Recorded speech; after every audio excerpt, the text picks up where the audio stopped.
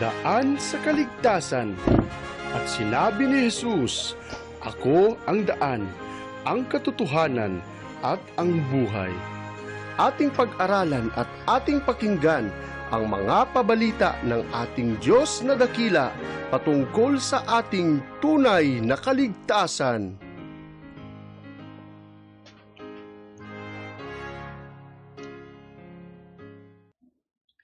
Isa pong pagbati sa muli ng maganda at mapagpalang araw sa lahat po na minamahal natin mga taga-subaybay at tumututok sa atin sa ating programa dito sa Daan sa Kaligtasan.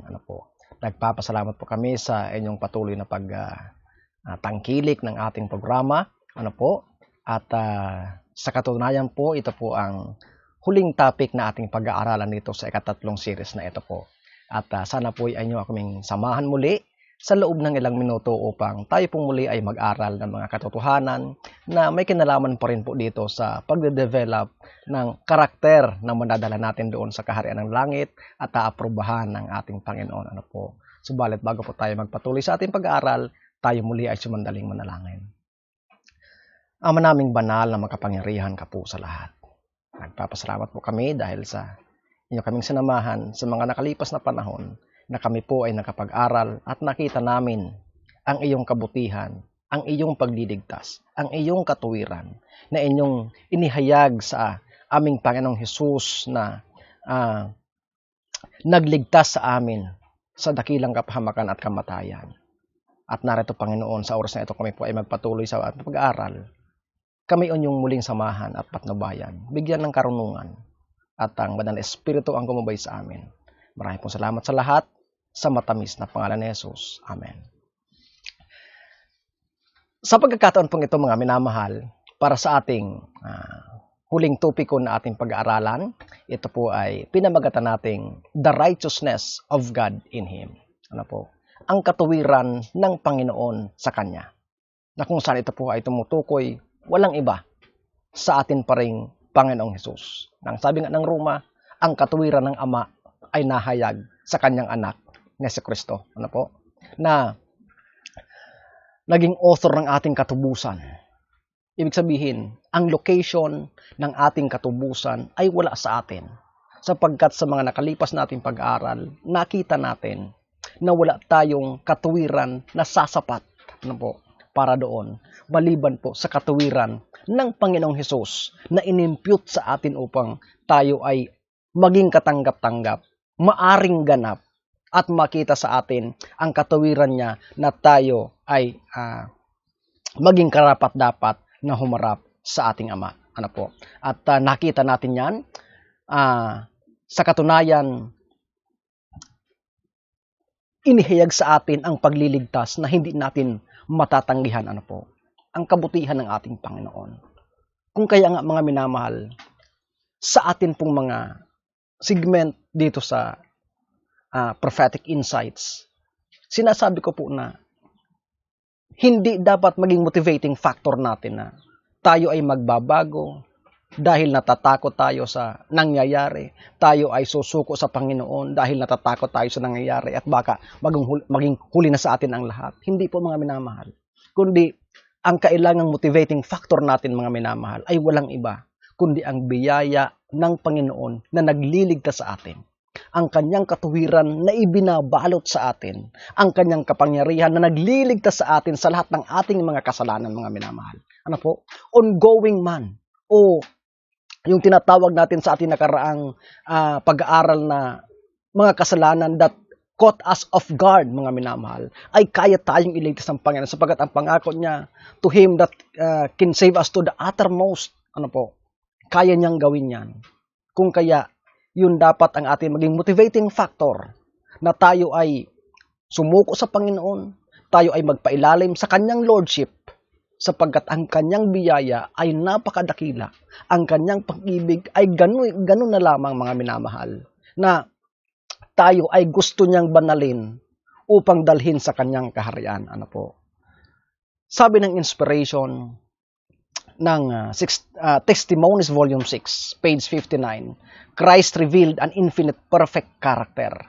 Inihayag ng Panginoong Yesus ang sakdal na karakter ng Ama. Therefore, that infinite perfect life met the infinite standard of God's law, which is the transcript of God's character. Na po? Tandaan natin mga minamahal, that the essence, when you sum this up, ang sabi ng Mateo 5:48, be ye therefore perfect, even as your Father in heaven is perfect. So ito ay hamon sa atin mga minamahal. Ano po? At sa pagkakataong ito, titingnan natin kung saan tayo lulugar. Ano po? Sapagkat bibigyan natin ng mas malalim na pagkahulugan yung nababanggit natin na two ditches na kinahulugan ng lingkod ng Diyos upang hindi tayo mahulog dun sa kaliwa, di rin tayo mahulog sa kanan mga minamahal, kundi tayo ay lumakad ng may kaayusan sa daan sa kaligtasan na inihayag sa atin ng ating Panginoon. Ano po? Sabi dito mga minamahal, since we don't have that perfection, but we need that perfection, no? Supalit ang katotohanan, ang sabi ng Roma 3:23, lahat tayo ay nagkasala and fall short of the glory of God. Lahat tayo ay kinapos, ano po? Na ang sabi nga sa ating mga nakalipas na pag-aaral, even the most sanctified saint, ano po? Even the most sanctified saint will be the first to acknowledge, mga minamahal, na hindi sasapat ang ating sanctification doon sa requirement ng kautusan, mga minamahal. Ano po? And the closer we come to Christ, the more faulty and defective, imperfect, sinful we ourselves to be. Sabi ng Steps to Christ, page 64. Ano po? Kung kaya, even the sanctified life could not met, ano po, the requirements of the law. So, pwede nating masabi na, I don't care how sanctified we become. Ano po? We never have within ourselves that which is adequate to meet the infinite standard to justify us. Kahit gaano tayo kabanal. Sapagkat nga ang sabi doon sa atin na napag-aralan, all our services, our praises, our worship, our prayers, everything that we do goes through the corrupted channel, which is our body. That's why it is not qualified to justify us. Ano po? Subalit, napakabuti ng Panginoon sapagkat inihayag niya ang kanyang katuwiran sa ating Panginoong Hesus that there is one person that is able, qualified to meet the standard of the law, which is Jesus Christ, mga minamahal. Kung kaya nga kung pag-aaralan natin, mga minamahal, ang aklat ng Roma, tingnan natin yung kabanatang 1, kabanatang 2, kabanatang 3. It seems to be that Paul is so disappointed, discouraged, that not one of us is qualified because we all fall short to the glory of God. First, the Jews, the Greek, in the whole world, mga minamahal. Pero sa kabanatang 3, ang sabi doon, but now, the righteousness of God is revealed through Jesus Christ. Napakabuti. And that is the gospel, mga minamahal. Ang sabi ng aklat, ng inspiration, what is the gospel? It is Jesus Christ hanging on the cross. Napakaganda, mga minamahal, ng plano ng pagtubos ng ating Panginoon. Ano po? At ang sabi, mga minamahal, kapag tinanggap natin ito, it becomes ours by placing our faith in the blood of Christ. Itong katuwiran na to. Ano? And kapag ginawa natin ito, ano ang gagawin ng Ama? Ang sabi po dito, sa inspiration, we have no righteousness of our own with which to meet the claims of the law of God. But Christ has made a way of escape for us. He lived on earth amid trials and temptation, such as we have to meet. He lived a sinless life. He died for us, and now He offers to take our sins and give us His righteousness. If you give yourselves to Him and accept Him as your Savior, then, sinful as your life may have been, for His sake, you are accounted righteous. Christ's character stands in place of your character, and you are accepted before God just as if you had not sinned. Napakaganda, mga minamahal. Napakaganda ng ng pangako ng ating Panginoon. No po? Yan ang sinasabi niya. Wala tayong katuwiran sa ating sarili para tugunan ang kinakailangan ng kautusan para tayo ma-justified. Sabi nga natin, not the hearers of the law are justified, but the doers. But since we all have sinned, and the wages of sin is death, lahat tayo mga minamahal ay may death sentence na. Therefore, we cannot meet the claim of the law. So, balit mga minamahal, ang sabi doon, but Christ has made a way of escape for us. He lived on earth amid trials and temptation such as we have to meet. He lived a sinless life. He died for us. And now, He offers to take our sins and gives us His righteousness. Ano po? He imputes to us His righteousness. And we imputes to Him our sins, mga minamahal. Kaya ang sabi ni Juan, here is the Lamb of God that takes away the sins of the world. Mga minamahal, kung papansin ninyo, sa ordinaryong lingwahe ng English, pag sinabi mong take it away, you can only take away something when you get it to yourself, mga minamahal. So sabi doon ni Juan, here is the Lamb of God that takes away the sins of the world. Take it. Inako niya. Sinarili niya. Kinuha niya sa kanyang sarili because we impute it to Him, mga minamahal. At ang sabi doon, if you give yourself to Him, kung isa-surrender natin ang ating sarili sa Kanya, and accept Him as our Savior, at tanggapin natin siya na ating tagapagligtas, sapagkat ang Kanyang dugo na napabuhos ay paniwalaan natin, panampalatayaan natin. Sabi dito, sinful as you are, sinful as you have may been in the past, mga minamahal, for His sake, you are accounted righteous, mga minamahal. Bakit? Because Christ's character stands in the place of your character and you are accepted before God just as if you had not sinned. Why? Because when we stand before God, mga minamahal, ang sabi doon, hindi tayo ang nakikita ng Ama, kundi ang anak. Sapagkat tayo ay nakatago, nakikita niya ang kanyang anak na hindi nagkasala, titingnan niya tayo as if we never sinned. That is the beauty of the gospel.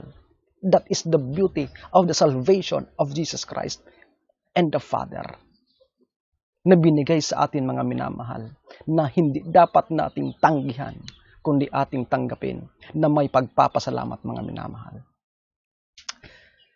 Kung makikita natin ang karakter ni Christ, yun lamang ang karakter na nakatugon doon sa kautusan. Sapagkat ang sabi ng Hebreo 1:3, He was the brightness of His Father's glory. No? Only Christ Himself can meet the standard, the requirements of the law. He alone has the character perfection that meets the infinite standard. Mga minamahal, sapagkat ang paraan na tayo ay matugunan natin ang pangangailangan ng kautusan para tayo ma-justified, ngayon ay sa pamamagitan lamang ng ating pananampalataya sa dugo ng ating Panginoong Hesukristo. He made an escape for us, mga minamahal. Ito ang kanyang panawagan. Ano po? That His character stands in our place. Kung kaya nga ang sabi ng Salmos 3:3, but you, O Lord, are a shield for me, my glory, and the one who lifts up my head. Yan ang sabi ni Haring David. Ano? Ikaw, O Diyos, ang aking kalasag, ang aking kaluwalhatian. Ano po? At ang sabi ng Review and Herald, July 4, 1912, Christ came to this world to live a life of perfect obedience to the laws of God, of God's kingdom. He came to uplift and ennoble human beings, to work out an enduring righteousness for them. In Him are found all the excellence necessary to absolute perfection of character. Mga minamahal, ibig sabihin, sa ating pag-aaral na ito, mga minamahal, na sinasabi natin that we need a perfect character. Sabi nga natin sa ating previous segment, the way to eternal life is via perfection. That if we are not perfect, Hindi tayo makakarating doon sa kanang Panginoon. Yet, ang sabi dito sa binasa natin, Christ came to this world to live a life of perfect obedience to the laws of God's kingdom. He came to uplift and ennoble human beings to work out an enduring righteousness for them. In Him are found all the excellence necessary to absolute perfection of character. Ang tanong mga minamahal, possible ba ang perfection of character sa ating part? Yes, it is mga minamahal. Because of Jesus Christ, we have the assurance of perfecting our character that we will have not only a title for heaven, but a fitness doon sa kanyang kaharian. Ang sabi po ng manuscript, volume 9, nothing but the righteousness of Christ can entitle us for the blessing reserved for the redeemed. Ano po? Yun lang. Sabi ko nga, not the sanctified life, ano po, gives us the title, but it is the imputed righteousness of Christ in us, mga minamahal. Ano po? It is the righteousness of Christ that is credited to our account, gives us a title to heaven, mga minamahal. Ano po? So, if we are going to get into heaven, we need not only a title, but we need a fitness. It is the imputed righteousness that gives us a title, mga minamahal. No? It was credited to us, but hindi yun ang kailangan sapagkat kung tayo ay pupunta sa langit, hindi lamang yung katuwiran niya na nagbibigay sa atin ng title, kundi kailangan natin as well as yung fitness doon sa langit. Kaya sinasabi ko pa ulit-ulit mga minamahal, we need a character na aprubahan ng langit, approve, you have the title, as well as character na madadala natin doon, and that is the fitness in heaven, mga minamahal. Kaya gusto ko pong maintindihan natin na kung tayo ay may balak na pumunta sa langit, ano po, we not only have to be accounted righteous by the imputed righteousness, but we must be made holy by the imparted righteousness of Christ. Tandaan po natin yan mga minamahal. Ano po? Sapagkat sabi nga, Christ went through the agony of Calvary not only to account us righteous, but also to make us holy. Tandaan po natin yan mga minamahal. Because holy person can only appear to the presence of God. Sapagkat kung hindi tayo banal mga minamahal, never tayong makatayo sa presence ng Panginoon. At sa huling kapanahunan mga minamahal, sabi nga doon sa first episode natin ito, sa first episode, balikan niyo po, ang sabi natin doon, the final test is between Sunday and Saturday. And we can only keep Sabbath holy if we are holy. That's why the very purpose of God, of Jesus Christ, hanging on the cross, is not only to give us the title to heaven, but to give us the fitness to heaven, and that is to impart to us His holiness, mga minamahal. Yun po ang plano ng ating Panginoon. Ano po? That's why His blood justifies us, but the water that flows sanctifies us. Ang sabi ng 2 Korinto 5:21, for He made Him who knew no sin to be sin for us, that we might become the righteousness of God in Him. Ano po? Yan ang sabi niya. Kaya, sa title natin, God's righteousness in Him, sabi dito, ginawa siya ng Panginoon na hindi nagkasala, pero ginawang yung kasalanan natin ay inimpute sa Kanya para tayo ay maging katuwiran ng Ama sa Kanya mga minamahal. So, sa mga bagay na ito, makikita natin ang kabutihan ng Diyos. Subalit, ano po bang kailangan ng righteousness? Anong righteousness ang kailangan natin para tayo ma-justified? Walang iba, the righteousness of God. Sabi ko nga, wala tayong ni katiting. Wala tayo ni katiting na pwedeng sabihin natin sa Panginoon, Panginoon, yung katuwiran mo, dagdagan ko ng kunti ng aking katuwiran, para maging buo at katanggap-tanggap. Kahit sabihin natin 1%, 0.5%, 0.3%, 0.001%, wala tayo mga minamahal ng katuwiran na sasapat doon. Because sabi nga natin, we fall short in that phrase is in active present tense, mga minamahal. We are continually falling short. Ano po? So, we've got to have the righteousness of God. And where can we find it? Only in Him.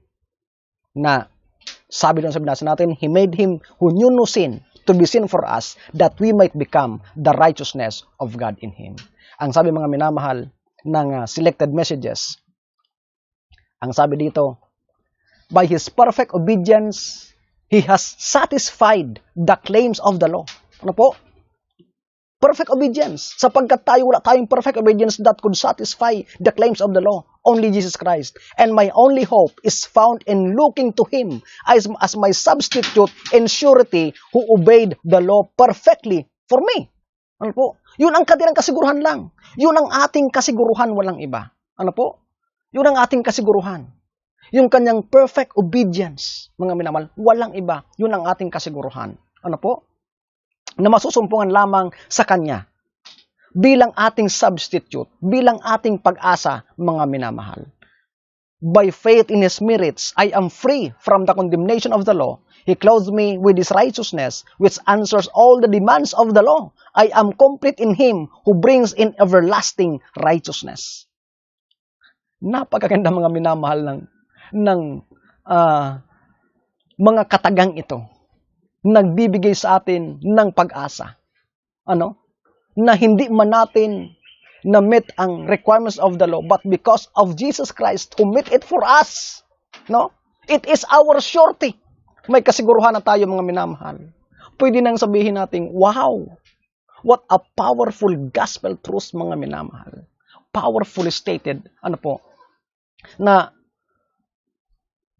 pwede nating sabihin na sa bawat oras na makarinig tayo at akusan tayo na tayo ay legalista, hindi, mga minamahal. Sapagkat wala tayo ni katiting, sabi ko nga, ng katuwiran na sasapat doon sa claim ng kautusan. Ang sabi ng Kolosas, for in Him dwells all the fullness of the Godhead bodily, and you are complete in Him, who is the head of all principality in power.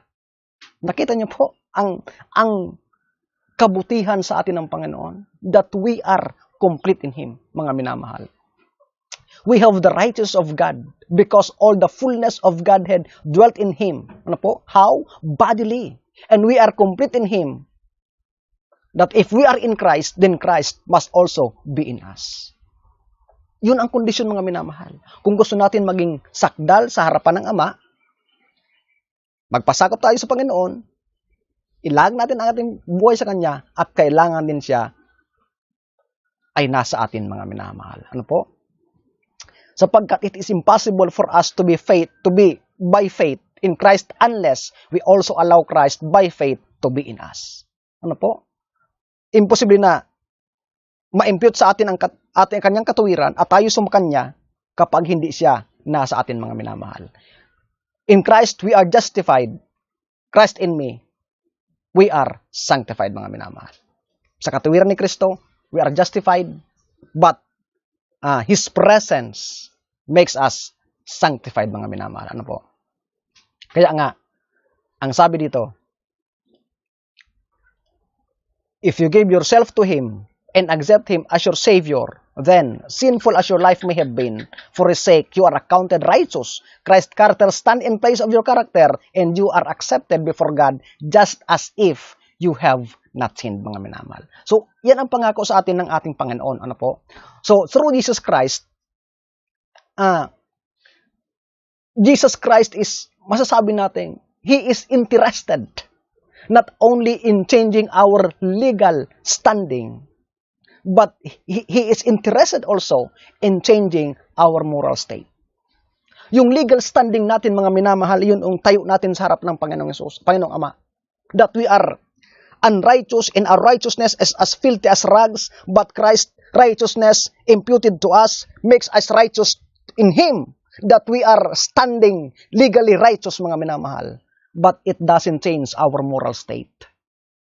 But Christ is interested also not only in changing our legal state, legal standing, but our moral state, mga minamahal. That's why He wants to sanctify us, mga minamahal.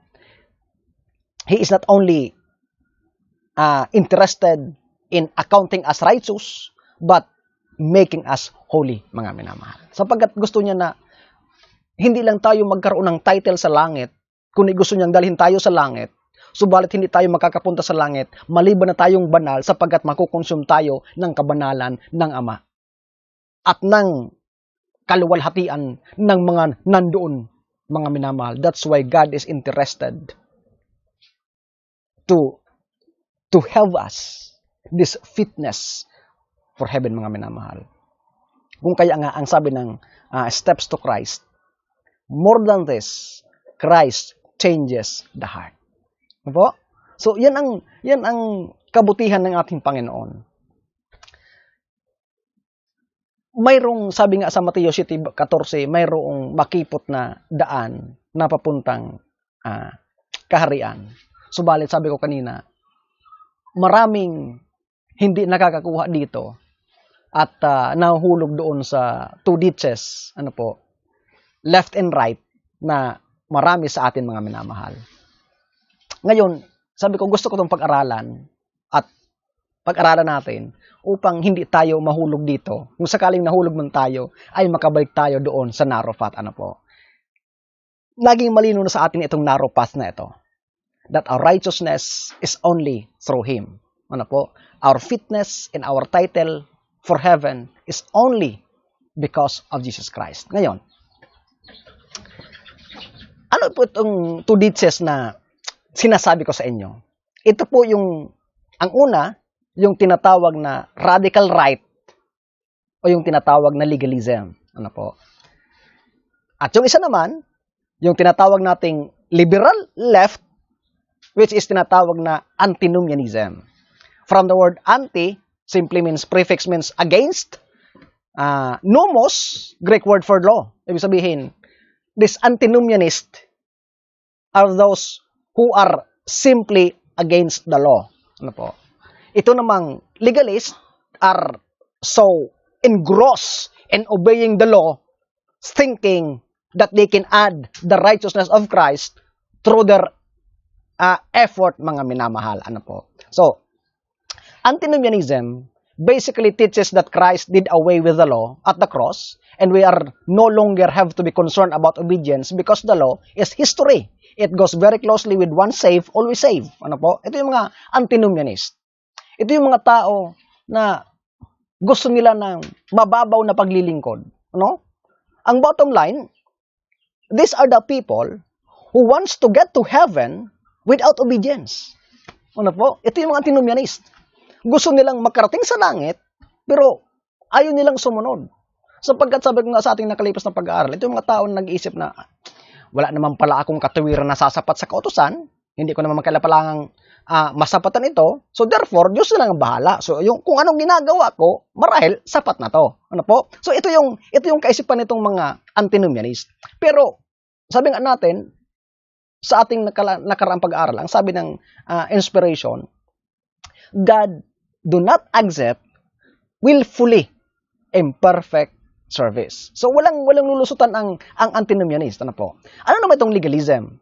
Legalism naman, legalist wants to earn his salvation, so they want want their obedience to be meritorious. Ito ng mga legalista ay hindi naniniwala na ang ating katuwiran ay sa Panginoong Diyos lamang, kundi iniisip nila na kaya kong ma-earn ang aking kaligtasan dahil sa aking ginagawa na ito ay magsisilbing meritorious ko doon sa kaharian. Kaya ito naman yung mga tao na very critical. Very critical. Ito yung mga tao na makita mo na maraming mga, mahirap magsalita, pero ito yung mga tao minsan na lumalabas sa atin, nagiging offshoots. Ito yung mga legalista. Pero hindi lang lumalabas. Sapagkat marami nito sa loob ng iglesia natin. Na tipong, I am holier than thou. I am better than you because I made this, I made that. I was able to to do this ministry, I was able to do that ministry. I've been like this in the church, I've been like that in the church. I've been like this in the conference, in this, so on and so forth. That seems to be their service, their efforts is a meritorious that adds something, mga minamahal, or met the standard of the law para ma-justify tayo. Ano po? Hindi ngayon ganun mga minamahal. Ano po? Sapagkat mahirap magsunod. Ano po? That if you are not motivated by love, obedience is really a core. Ito yung mga legalista. Ano po? Ito yung mga legalista. Na sinasabi nilang, I've got to get to heaven. And there's just no joy in that kind of experience. But they're going to do it because they're got to earn enough points to get there. Ano po? Yun ang sinasabi nga natin. Na parang yung katawiran ng Panginoon, hindi sasapat, maliban ng wala yung kanilang effort. Hindi ganun, mga minamahal. Ano po? Sa sumatotal pa, masasabi natin na it's a pride thing, mga minamahal. Yung pride natin gets in between ng ating sarili at ng katawiran ng ating Panginoon. Ano po?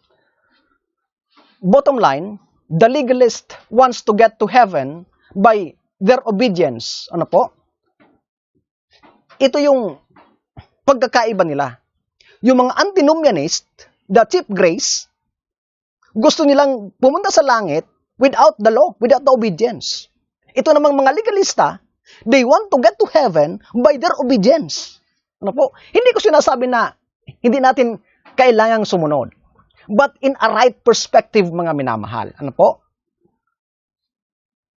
Sabi ko nga, in some sense, ang fascinating, what is fascinating? Ano po? Because as you look at these two groups, they are inside our beloved church. Ano po? They are inside beloved church. Marami tayong mga kapatid na pag ganyan-ganyan, easy-go-lucky. Because they are antinomianist. They want to get to heaven without doon sa nakalipas sa ating pag-aaral, sabi doon, walang pagsasakripisyo at walang taos-pusong pagsunod sa biyaya ng Panginoon, sa kalooban ng Panginoon. Ito namang isa, taos-puso ang kanilang pagsunod sapagkat gusto nilang magkaroon ng meritorious na sasabihin nilang, kung hindi dahil sa ganito, hindi ako naligtas. Kung hindi dahil sa akin, wala ito. Yan ang pagkakaiba, mga minamahal. Kaya nga, para mabalanse, minsan, they dig so deeper, mga minamahal. At ito ay nakakatakot sapagkat maraming pagkakaiba sa kanila, pero maraming pagkakaparihas, mga minamahal. Ang ibig kong sabihin, kung titingnan po natin itong dalawang ito, in terms of their self, ano po, itong legalista, masasabi natin na gusto nila ng self-glorification. Ano po? Self-glorification. Na para bagang, dahil sa kanilang ginawa, gusto nilang i-glorify yung kanilang sarili dahil doon. Ano po? They want to be able to take credit for their salvation. Na gusto nilang patunayan na yung kanilang kaligtasan dahil sa kanilang paggawa na dapat ganito, mahaba ang palda, dapat hindi ka gumaganito, dapat ganyan ka dapat. It's a pride thing, mga minamahal, sabi ko nga. Ano po? Pwede nating sabihin na it's an ego thing, self-glorification. Ito namang isa, in terms of self, ito naman yung gusto nila, self-gratification. Ano po? Tandaan natin, yung legalista, self-glorification, ito namang isa, self-gratification. Ano po ang self-gratification? Itong mga taong ito, they want to go on indulging in their favorite sins and they don't want it to let go. Ano po?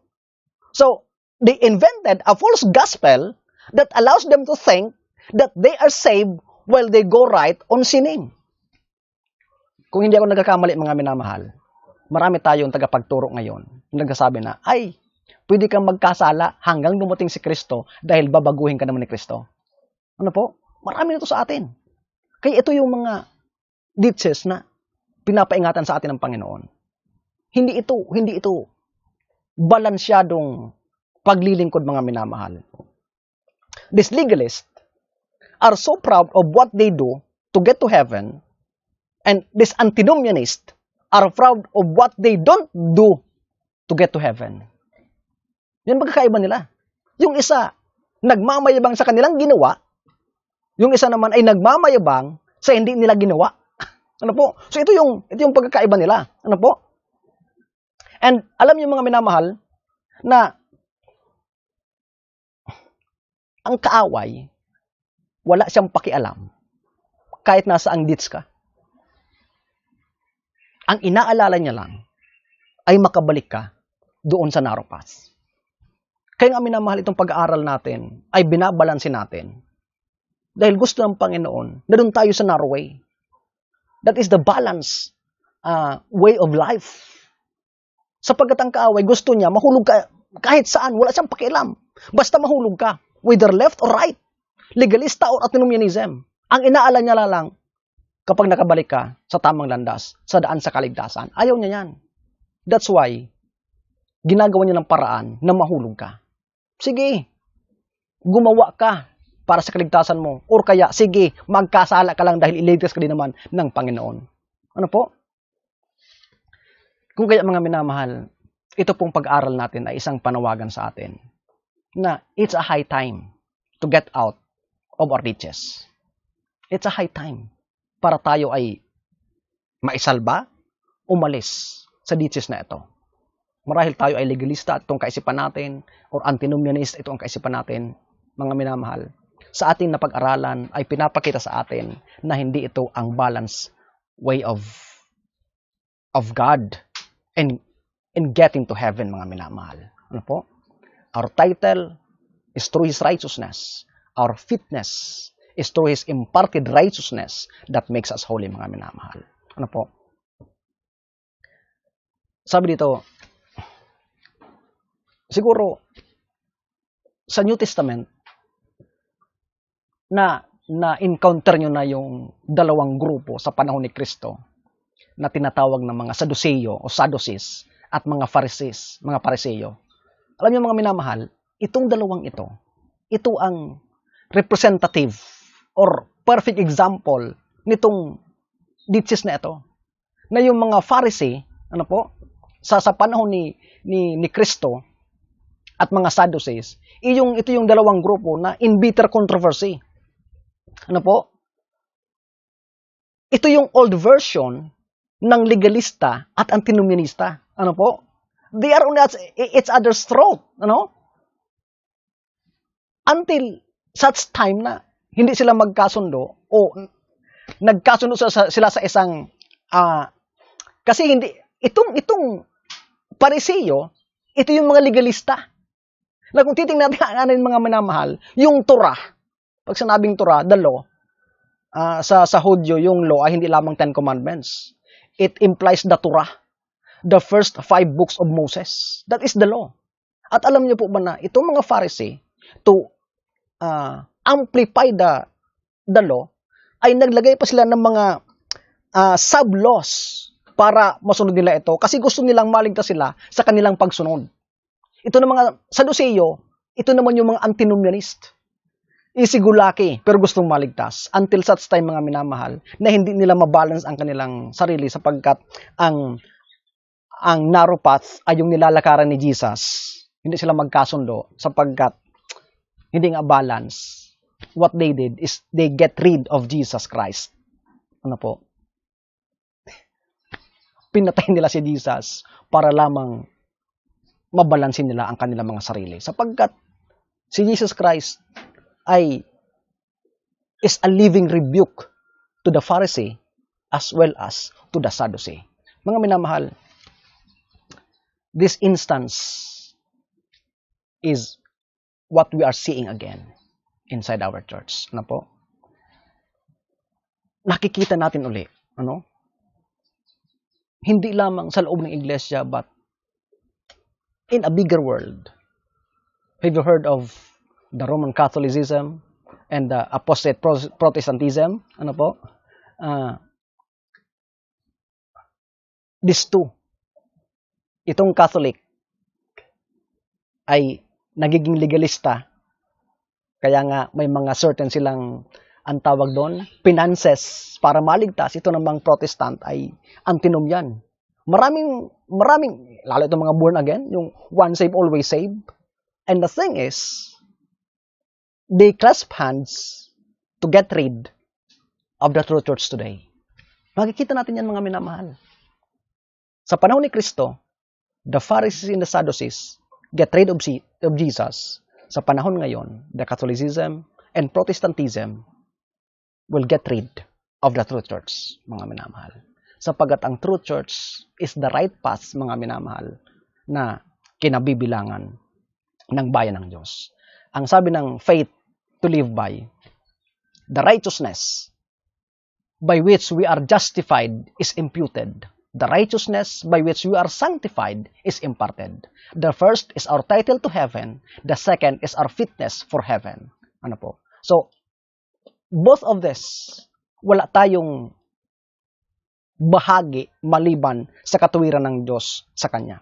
Ang sabi ng Desire of Ages, page 300, the proud heart strives to earn salvation, but both our title to heaven and our fitness for it are found in the righteousness of Christ. So, itong ang sinasabi natin, mga minamahal. There is no way for the legalist. There is no way for the Pharisees. There is no way for these ditches, mga minamahal, that could bring us to heaven.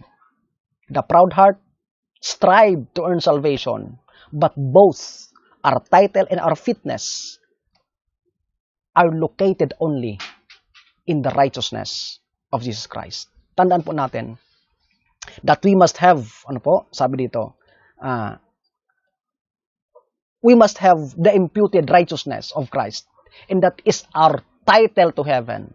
To be sanctified, we must have imparted righteousness of Christ, and that is our fitness for heaven. These two provisions of grace must be clearly distinguished, but they must never be separated. So, tandaan po natin yung mga minamahal. Kailangan natin to parehas. Pag sinabing justify, mga minamahal, pag-aralan natin ng mga ilang term na ito. Justify, to pardon, to declare, or account righteous. Ito yung pag-aaring ganap. Ibig sabihin, diniklara ka, hindi ka matuwid, subalit diniklara ka na matuwid. Tandaan po natin yan, hindi ka matuwid, pero diniklara ka, or you are accounted as righteous. So yan po ang justify. Ang sanctify naman, to make holy, to restore into the likeness of God. Ibig sabihin, binabago yung moral state mo. Na ikaw, mga minamahal, ang sabi doon, that is the process of making you holy. It is the process of a lifetime. To restore into the likeness of God. Para maipanumbalik sa atin ang wangis ng ating Panginoon. Ang sabi diyan, to impute, to credit, or reckon to the account of one that which rightly belongs to another. Ibig sabihin, hindi yun sa'yo, kundi pinalagay na sa'yo. Katulad ng katuwiran ng Panginoon. Hindi yun sa atin, but it is given to that account. Yun. Halimbawa, mga minamahal, sabi ko nga, zero balance ka sa iyong account sa bangko. Pero, may babayaran ka. Sabi ng iyong kaibigan, sige, may account, ay gamitin mo munang parang sa'yo para makabayad ka. We don't have that righteousness to claim the requirements of the law. That's why, ang sabi ng mga minamahal, it is reckon or to our account of someone else, rightly belongs to him, but is reckon or credited to us. So yun ang impute. Ibig sabihin, yung katuwiran ng Panginoon ay nirecon sa atin, pero galing yun sa kanyang account. Ano po? Kaya sabi nga ng Steps to Christ, page 62, that His character stand in place of our character. Yun yung ano. Ito namang title, in part, just claim or right that which grant legal right of possession. Ibig sabihin, yung binigyan ka ng legality, ng karapatan, na maging sa'yo kung ano ang nasa kanya. Ano po? Maging sa'yo kung ano nasa kanya. Ibig sabihin, kung mayroon siyang ganito, ang kinin mo na parang sa'yo, sa legal na kaparaanan, na magkaroon ka nun. Yun ang impartation. Ano po? Ibig sabihin, yung holiness ng Panginoon, through the process of time, ay ang kinin natin na sa atin, ano po? Ang kinin natin, at maging atin. Maging atin. Ano po? Yun ang katunayan nun. Yun ang ibig sabihin ng title. Ibig sabihin, binibigyan tayo ng title na ano po? Binibigyan tayo ng title na kumbaga dahil dun sa imparted righteousness ay mayroon na tayong fitness to heaven. Ano po? So, justification, the imputed righteousness of Christ, give us a title to eternal life to heaven. Ito po yung imputed, ano po. Subalit, hindi yun galing sa atin, kundi galing sa Kanya. It is true, Jesus Christ's life, death, that both eternal life for us. Tandaan po natin mga minamahal. Ano po? So sabi dito, kanina impute, impart, to give or bestow a portion of to make another a partaker of. Ano po? To impart.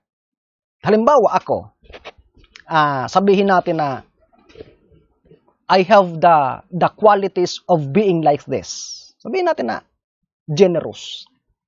Ginawa ng Panginoon na yung aking generosity ay i-impart sa iyo, bahagian ka upang ikaw din ay maging generous. That is the impartation. Yung righteousness ng Panginoon, yung kanyang kabanalan, ay inibinahagi sa atin upang magkaroon tayo. Ano po? Magkaroon tayo. To bestow a portion to make another a partaker of it. Ano po? So yun ang maliwanag na kahulugan noon. In other terms, yung impute, yung middle noon ay put, it is puted to us. Impart, part are given to us. No? Yung put, impute, nilagay lang sa atin. Hindi talaga sa atin yon. Parang pinahiram lang sa atin para tayo mabilang na ganito. But yung impart, yung bahagi noon, ibinigay talaga sa atin para maging atin legal. Ano po? Para tayo magkaroon ng fitness at magkaroon ng title to heaven. Ano po? To change your legal standing through the imputed righteousness of Christ means to justify you. And to change your moral state through the imparted righteousness of Christ means to sanctify you, mga minamahal. So dito mga minamahal, ay pinapakita sa atin na ang sabi nga ng Signs of the Times, April 14, though innocent, Christ was treated as a sinner, that through His merit sinners, though guilty, might be treated as the loyal and obedient children of God. Christ died with the sins of the world, imputed to Him, that His righteousness might be imputed to the sinners. So ito ba mga minamahal yung sinasabi natin? Ano? Na yung kasalanan natin ay binigay natin sa Kanya. Bagaman hindi siya nagkasala. Ano po? Hindi siya nagkasala. Binigay lang natin sa Kanya na para bang siya ay nagkasala. Para yung Kanyang katuwiran ay nilagay din sa atin na parang tayo ay hindi nagkasala. So yun ang kagandahan nun. Imputation changes our legal standing, mga minamahal. Ano? Changes our legal standing. Ang sabi po dyan ng Signs of the Times, our sins were laid on Christ, punished in Christ, put away by Christ, in order that His righteousness might be imputed to us, who walk not after the flesh, but after the Spirit. Ano po? Although sin was charged to His account on our behalf, yet He remained perfectly sinless. So dahil Imputed lang mga minamahal, binigay lang natin sa kanyang account yung kasalanan natin, but definitely, he remains sinless mga minamahal. Parang sa atin, nung i-impute ba sa atin ang kanyang righteousness, righteous na tayo automatically? Hindi mga minamahal. It doesn't mean that we are already righteous. It only changes our legal standing. That as if we never sinned because of His righteousness. That's why there is sanctification, that it will change our moral state, that from inside out, we become partakers of His divine nature, mga minamahal. For us to have the fitness for heaven, mga minamahal. So ito ang kagandahan ng Ebanghelyo ng ating Panginoon. Ano po? So ito yung the righteousness that justifies us is always and only exclusive the righteousness of Jesus Christ. No? Tandaan po natin yan. So, itong katuwirang ito at itong katotohanan ito ay magliligtas sa atin in both ditches na nabanggit natin kanina. The ditches of legalism that iniisip natin na may part tayo, and the ditches of antinomianism na iniisip natin na wala tayong bahagi lahat sa Panginoon. Ano po? Gusto ng Panginoon na tayo ay lumakad sa tamang landas. Ano po? Gusto ng mga legalista kasi ito yung tinatawag na parang sinasabi nilang, okay, Panginoon, 50-50? O kaya, okay, sabihin natin na 10% sa atin, 90% sa'yo, or 1% na lang sa atin. Mga minamahal, never dare to give it yourself na ganun ang kalagayan. Even that 1% ay wala sa atin mga minamahal.